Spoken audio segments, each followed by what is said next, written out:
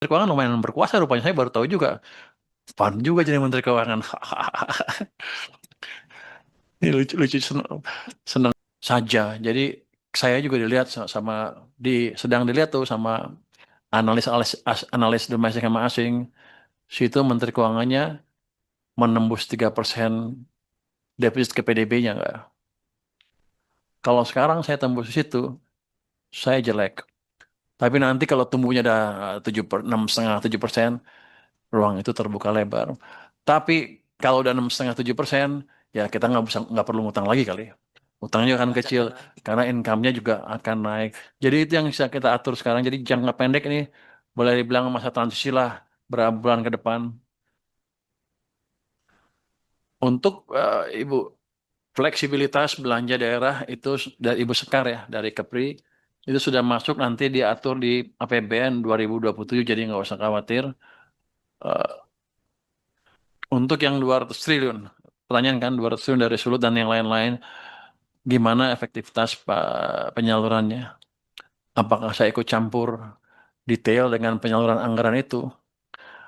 Jadi begini, kalau uang itu saya pindahkan dengan alokasi ini mesti ke sini, ini mau ke sini, mau ke sini, ya itu kan berarti saya merubah anggaran kan, merubah APBN kan.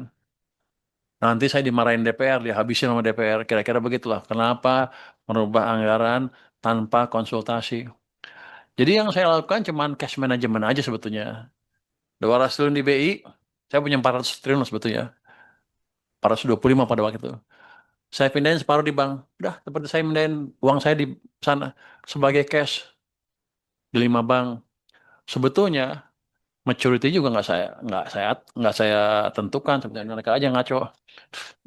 Lu gue bilang nggak sama maturity, dibilang 6 bulan. Tapi basically kita udah kasih kode ke banknya ya. Itu peraturan Menteri Keuangan. Oh gitu. You yang tanda tangan. Iya, dia yang ngasih tahu. Paksa gue ikutin. Karena dia kalau nggak dia nggak mau. Jadi begini. Pada dasarnya kita akan diamkan di sana. Bank akan biasa kan kalau ada deposito dia akan ngalokasin uangnya kan. Karena kalau nggak dia bayar ke saya bunga, returnnya bisa nol kalau ditaruh di brankas. Jadi dia akan dipaksa menyalurkan uang itu. Itu yang saya paksa sebetulnya, perbankan menyalurkan uang itu dengan keterampilan mereka sendiri. Malah saya nggak ikut campur. Kenapa?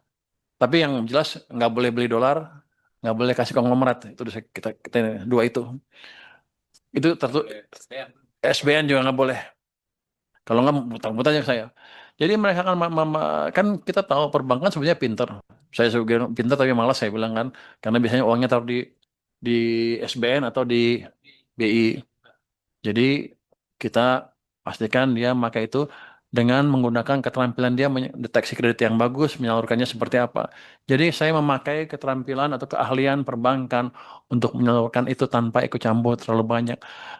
Resiko, makanya, makanya saya kadang-kadang kan datang tuh ke bank-bank itu. Saya cuma tanya, pernah ke BNI sama Mandiri, uangnya kemana, penyerapannya berapa, Anda beli dolar apa enggak? Dia nggak ada yang ngaku beli dolar sih, tapi saya yakin beli dikit-dikit lah. Tapi kalau ketahuan, oh, mereka nggak bisa lari. Ya walaupun saya nggak punya kekuasaan langsung di perbankan itu kan di bawah Danantara sekarang. Tapi kan saya wakil ketua ya, anggota Dewan Pengawas Danantara. Di situ kita bisa memberikan masukan yang kencang sekali. Dan Danantara juga harus bayar pajak kan. Kalau macam-macam kita sikat juga Danantaranya. Kalau mereka melindungi praktek-praktek yang jelek. Jadi ini Menteri Keuangan lumayan berkuasa rupanya. Saya baru tahu juga. Fun juga jadi Menteri Keuangan. Ini lucu-lucu, senang-senang juga sih.